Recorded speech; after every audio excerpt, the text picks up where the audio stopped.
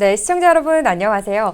이 산을 좋아하는 분들이라면 황칠나무는 쉽게 들어보셨을 겁니다.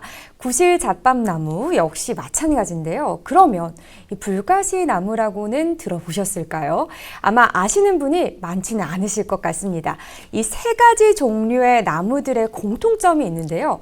산림 전문가들도 맞추기가 쉽지 않다고 하네요. 이 세 가지 나무의 공통점은요, 바로 난대수종이라는 겁니다.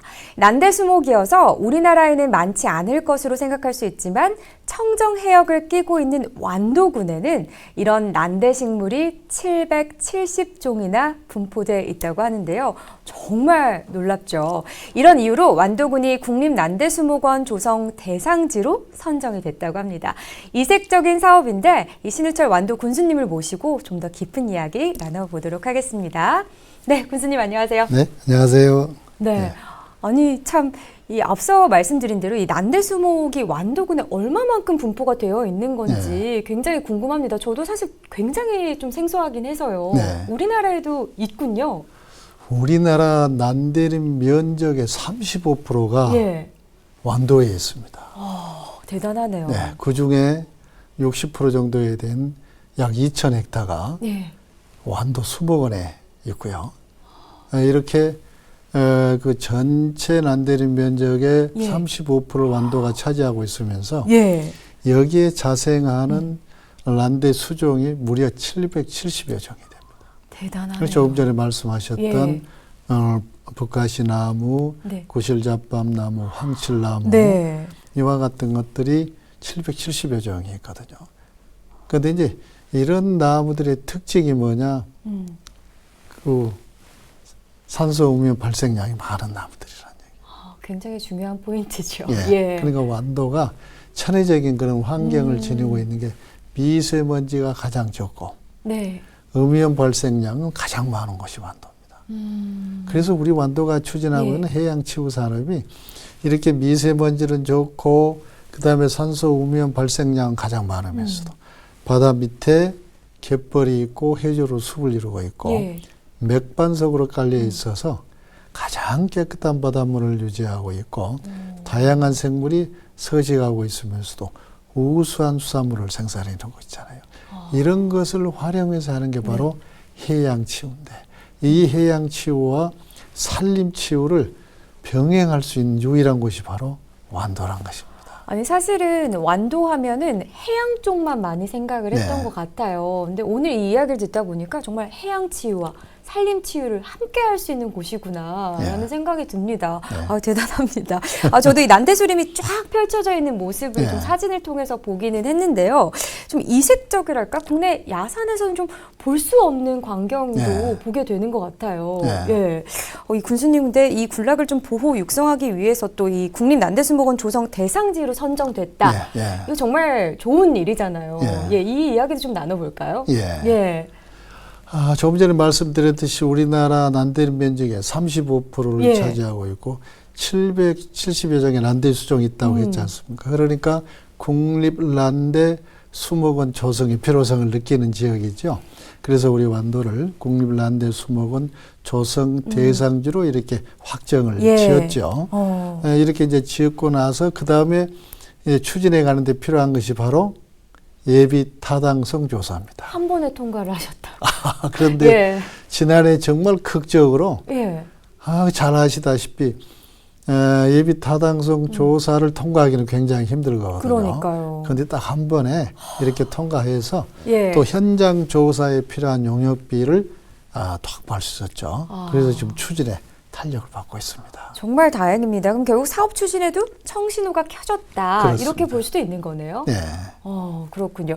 이 황칠나무가 또 난대수목이라는 사실을 저도 좀 오늘에서야 알게 됐고요. 완도군이 35%나 차지한다는 것도 정말 오늘 알게 된 사실이라 많은 것을 좀 배워가는 것 같습니다. 자, 완도에서 여러 가지 방법으로 또 난대림을 육성하고 있다라는 말을 들었는데요. 어떤 식으로 좀 육성을 하고 계신가요? 네, 우리 완도가 앞으로 육성을 해야 될 5개 종을 선택을 했는데요. 그 중에 이제 우리 황칠나무와 더불어서 지명이 들어가는 나무가 있습니다. 완도 호랑가시나무. 완도 호랑가시나무요? 호랑가시나무라는 게 이런 나무가 있거든요. 이렇게 비롯해서 5종을 앞으로 이제 육상해 나갈 것입니다. 그중에 이제 황칠은 지리적 표시까지 우리가 다 했고요. 네. 그래서 묘목도 관리해 가면서 네. 앞으로 이렇게 황칠은 이렇게 군락지를 좀 더 조성해 나가서 앞으로 해양치유와 연계시켜 나가가지고 그와 같이 이렇게 이제 그 수면 장애를 호소하신 분들에게 바닷물의 색깔을 노란색으로 할 때, 네. 그럴 때 가장 안정감을 줄 수 있는 색깔의 노란색인데 그게 황칠에 이용해서 앞으로 여기에 치유에 활용을 하겠다 하는 얘기입니다. 그러니까 어쨌든 치유와도 이제 산림과 해양이 굉장히 밀접한 관계를 그렇습니다. 맺고 있다 보니까 네. 이제 완도에서 할 수 있는 여러 가지 부분들을 최대한 활용해서 이제 사업 네. 추진을 하신다라는 말씀이신 예, 거잖아요. 그러면 도대체 이런 다양한 종들의 나무, 또 완도에만 있는 이 나무 언제 저희가 수목원에서 볼 수 있는 건가요? 언제든지 오시면 이게 사철 부르지 않습니까? 예. 네, 사철 불어서 그렇기 때문에 정말 보기도 좋지만은 예. 또 이제 해양 치유와 산림 치유를 우리가 병행한다고 했지 않습니까? 예.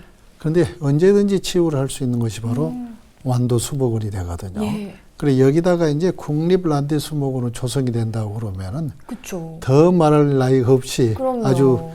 아주 우리 국내뿐만이 아니라 세계적인 명소가 될 것입니다. 그럼 혹시나 지금 언제쯤 문을 열지도 궁금하고 문이 열게 된다면 이 완도를 비롯한 이 서남해안 관광에도 많은 변화가 그렇습니다. 있을 것 같아요. 예. 이게 지금 금년부터 추진하면 대체적으로 약 5, 6년간을 봐야 되거든요. 그러면 2030년 중에 이제 마무리가 이렇게 될 걸로 우리가 계획을 합니다. 여기에 이제 대체적으로 이제 시설들이 보면은 연구시설, 교육시설, 그리고 이제 대형 온실과 더불어서 그리고 산악열차로 정상에 이렇게 오르게 되고요.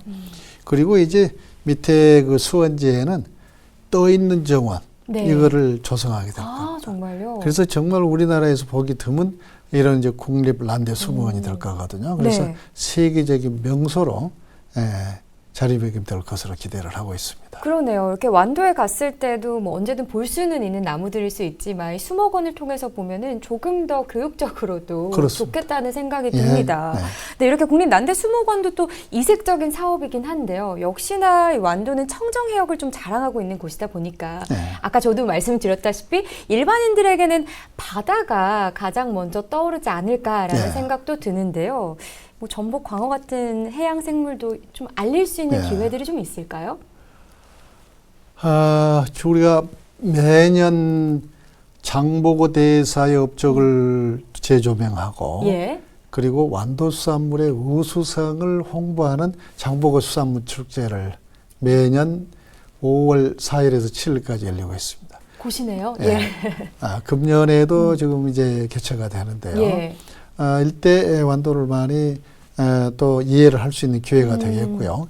그리고 해양 치유가 이제 5월 중순부터 이렇게 시범 운영에 들어가게 되니까 해양 치유를 체험하면서도 완도 바다의 여러 가지 좀 차별화되는 것부터 우수성을 이렇게 엿볼 수 있는 그런 좋은 기회가 주어지게 될 것입니다. 네, 그러네요. 국립난대수목원뿐이 아니라 해양 쪽으로도 여러 가지 사업을 또 같이 병행을 하고 계신 거군요. 오늘 완도에 대해서 정말 새로운 발견을 더 하고 있지 않나라는 생각이 듭니다. 시청자 여러분 혹시 어떻게 보셨나요? 지금까지 보신 대로 이 전국 난대수목의 35%가요. 완도에 분포되어 있다고 합니다. 놀랍죠? 이를 바탕으로요, 완도군의 국립난대수목원이 조성되고 또 더불어서 국립해양수산박물관이 설립된다고 하니까요. 이 먹거리는 물론이고요. 즐기실 것들이 한두 가지가 아닐 것 같습니다. 청정해역 완도 이번 기회에 꼭 한번 가보시기를 추천을 드리도록 하겠습니다. 여러분 오늘도 좀 다양한 이야기 나눠봤는데요. 오늘도 고맙습니다. 교수님. 감사합니다. 네, 고맙습니다.